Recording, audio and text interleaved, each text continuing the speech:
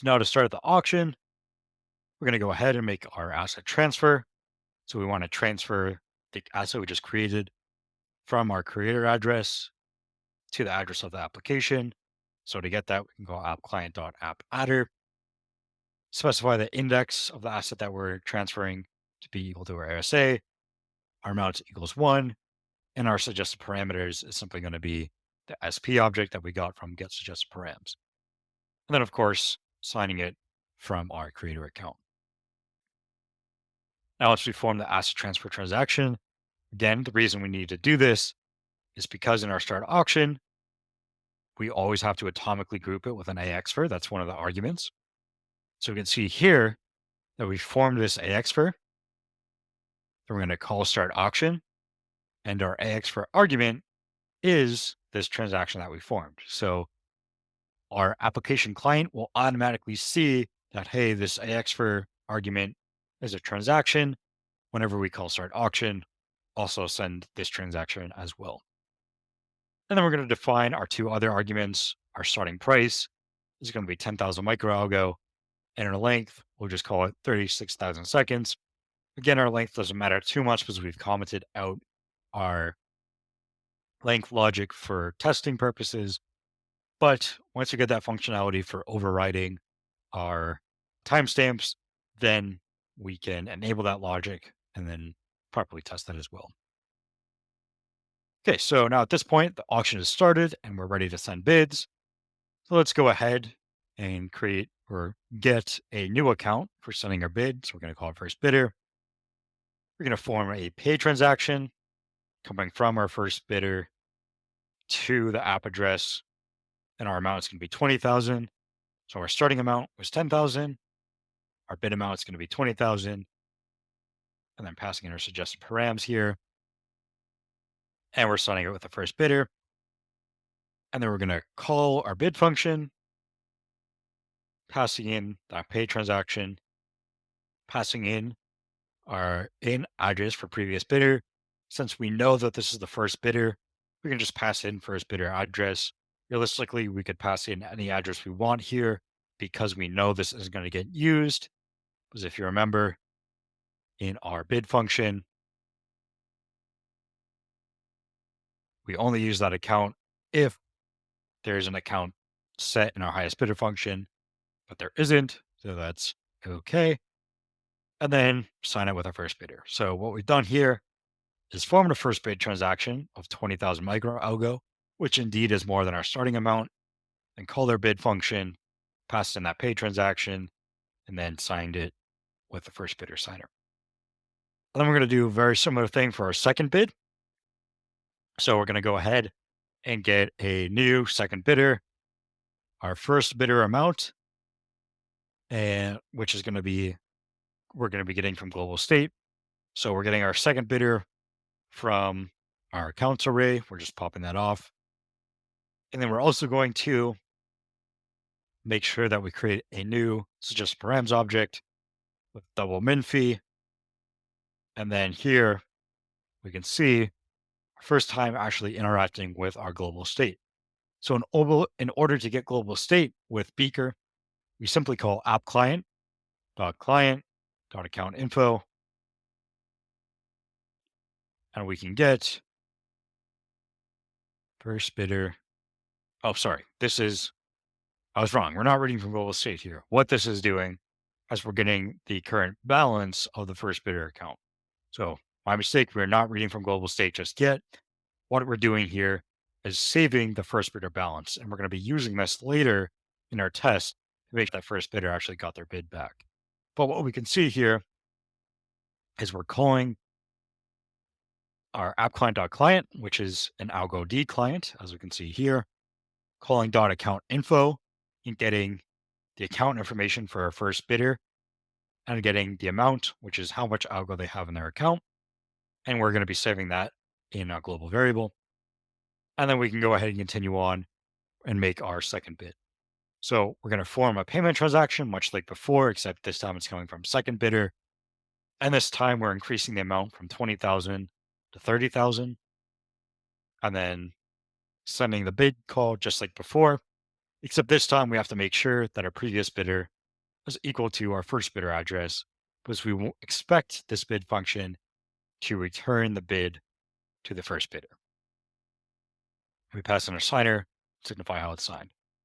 So now we've gone ahead, created our app, started the auction, sent our first bid, sent the second bid, and now we can go ahead and do the end auction logic.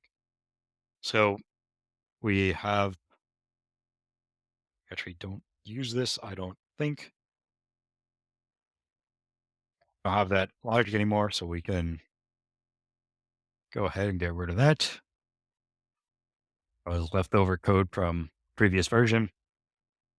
Apologies for missing that. So anyways, so now when the auction is actually ended, we now have these two individual functions called claim bid. And this is simply going to be calling app-client.call claim bid. What this is going to do, it's going to send a call to claim bid from our app client creator address. So if we go all the way back up to our app client, initialized it with a creator account.signer. And so down here in our claim bid, that's the account it's going to be sent from. So we're saying we're calling claim bid and we're getting our suggested params. And again, this claim bid function, what it does is essentially just pay back the auction creator the amount that the highest bidder has bid. Okay, so now I believe this is our last fixture. Yeah, our last fixture is our claim asset. And this is going to go ahead and send the asset from our contract to the highest bidder. So the first thing we want to do is opt the highest bidder into the asset.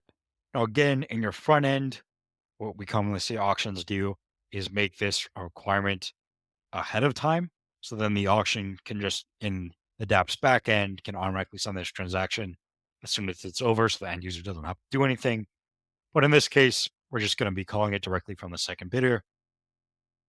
So we're sending an asset transfer transaction from the second bidder to themselves of amount 0 of the asset that we're bidding, signing it with our second bidder, and then adding it to this atomic transaction group. And then we're also forming our suggested parameters, again, doubling our fee, because when we call claim asset, we have this inner fee 0. And then we call add method call.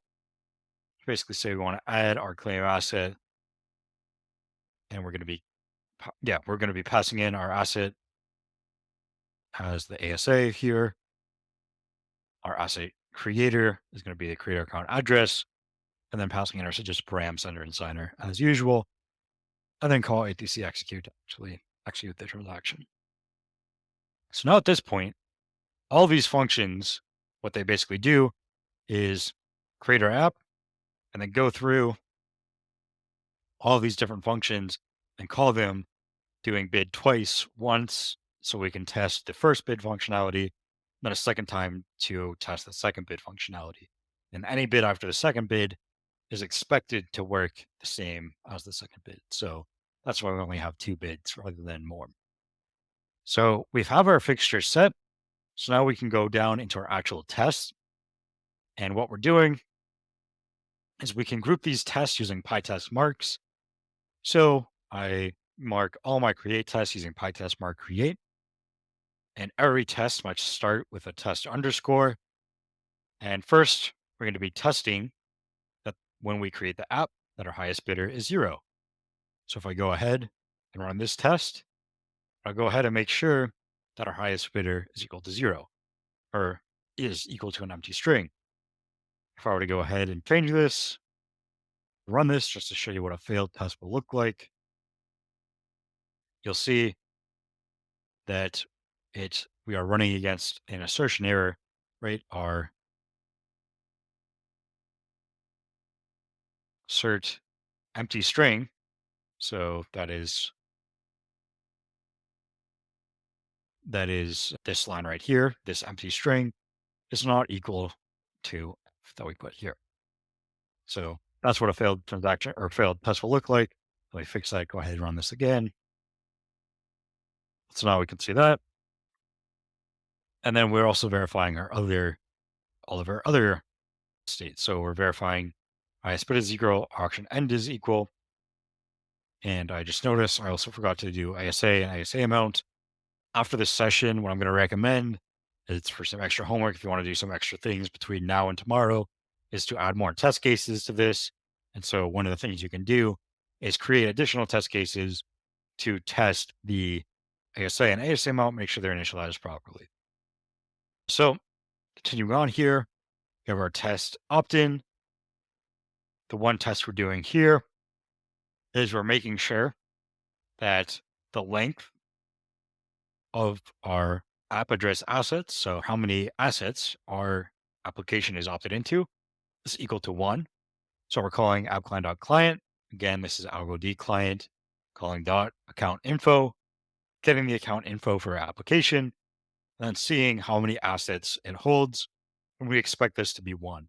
If it was 0, then we know that something didn't work with our opt-in transaction. And if it was more than 1, then something really weird is going on because in our opt-in transaction, we specify here that we only set the ASA once in our global state.